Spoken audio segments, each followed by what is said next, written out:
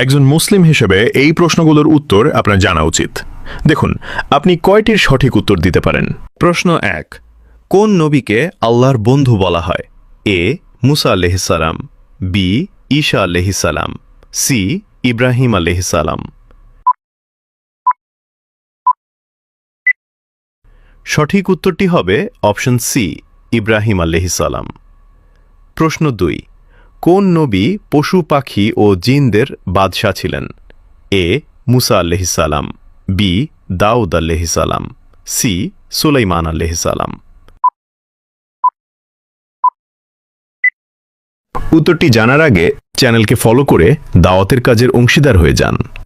সঠিক উত্তরটি হবে অপশন সি, সুলাইমান আলাইহিসসালাম। প্রশ্ন 3, ইসলামের প্রথম খলিফা কে ছিলেন? এ ওমর রাদিয়াল্লাহ, বি আবু বকর রাদিয়াল্লাহ, সি উসমান রাদিয়াল্লাহ। সঠিক উত্তরটি হবে অপশন বি, আবু বকর রাদিয়াল্লাহ। প্রশ্ন 4, নামাজ ইসলামের কততম স্তম্ভ?